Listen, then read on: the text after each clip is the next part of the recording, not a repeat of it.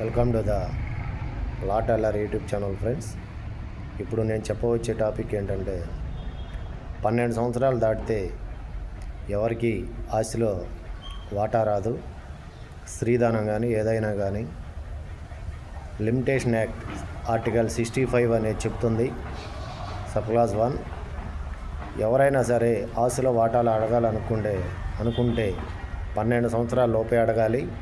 12 సంవత్సరాలు దాటి ఎన్ని సంవత్సరాలు అయినా కానీ as per limitation act article 65 sub class 1 ప్రకారం ఎటువంటి ఆస్తుల్లో వాటాలు రావు. ఇది గమనించాలి. పెళ్ళైపోయినాక స్త్రీధనం కింద 15 సంవత్సరాలు దాటిన తర్వాత 15 సంవత్సరాలు దాటిన తర్వాత 20 సంవత్సరాలు దాటిన తర్వాత 30 సంవత్సరాలు దాటిన తర్వాత వచ్చి నాకు ఆస్తిలో హక్కు ఉంది, నా వాటా నాకు ఉండంటే కుదరదు friends. Limitation act article 65 sub class 1 కరెక్ట్గా చెబుతుంది.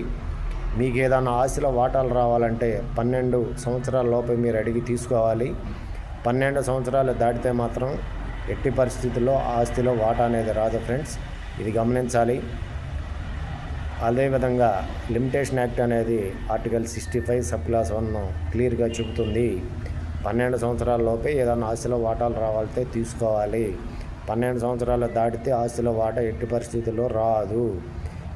మీ ఇష్టం వచ్చినప్పుడు 12 సంవత్సరాలు దాటిన తర్వాత ఎన్నో సంవత్సరాల తర్వాత వచ్చి నా వాటా నాకే ఉండి నాకు ఆస్తిలో వాటా వస్తుందని చెప్తే అది చెల్లదు.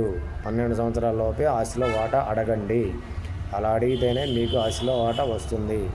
So friends, please subscribe my channel.